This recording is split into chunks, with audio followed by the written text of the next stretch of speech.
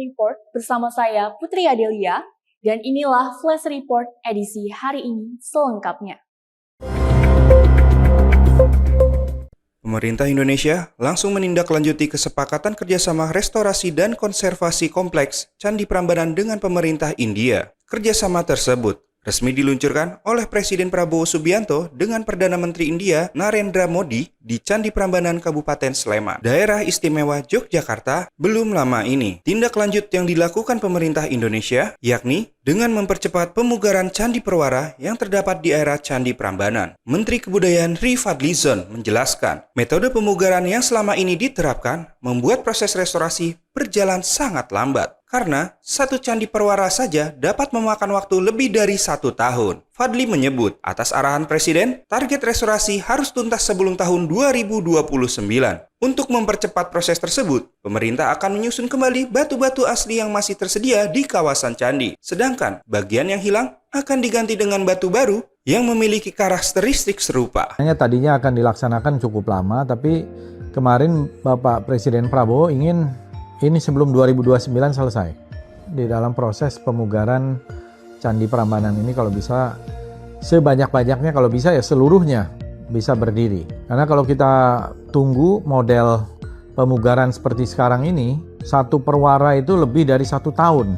Ya kita bisa nunggu 200 tahun lagi baru selesai gitu. Tetapi kan kalau kita bisa scan batu-batu yang berserak itu, oh ini batu nomor berapa, batu berapa ya. Saya kira ini akan bisa di-assemble, bisa dihimpun seperti membuat puzzle. Karena batu-batunya tersedia. Nah, batu-batu yang tidak tersedia, kita bisa gunakan batu-batu baru.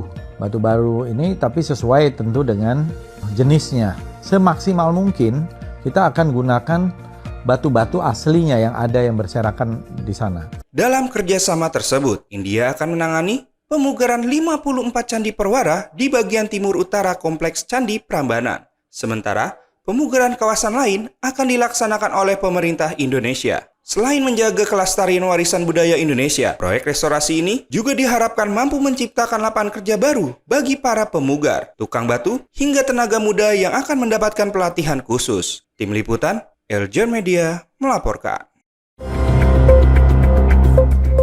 Militer Amerika Serikat melalui Komando Pusat atau CENTCOM mengumumkan telah menyelesaikan gelombang terbaru serangan ke Iran pada Senin waktu setempat. Operasi ini menargetkan sejumlah sasaran militer di wilayah selatan Iran menyusul meningkatnya ketegangan di kawasan Teluk. Washington menegaskan serangan dilancarkan sebagai balasan atas aksi Iran yang dituduh menyerang kapal-kapal dagang yang melintasi Selat Hormuz. Jalur pelayaran ini merupakan salah satu rute energi paling penting di dunia, dengan sekitar 1/5 pasok minyak global melintas di kawasan tersebut. Menurut keterangan resmi CENTCOM, operasi ditujukan untuk melemahkan kemampuan militer Iran dalam mengancam kebebasan pelayaran internasional. Meski demikian, pihak Amerika tidak merinci jumlah target maupun dampak serangan yang dilancarkan. Di pihak lain, media pemerintah Iran melaporkan ledakan terdengar di sejumlah wilayah selatan negara itu. Pejabat Iran mengecam serangan tersebut sebagai tindak agresi dan menegaskan bahwa angkatan bersenjata mereka akan memberikan respon yang tegas.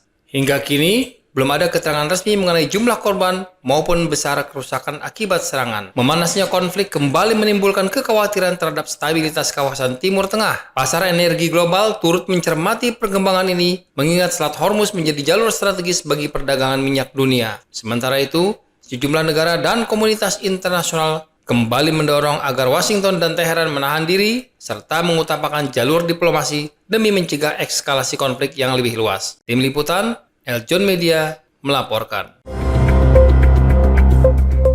Demikian Flash Report kali ini. Ikuti terus berita terkini seputar pariwisata, bisnis, dan investasi di eljonnews.com.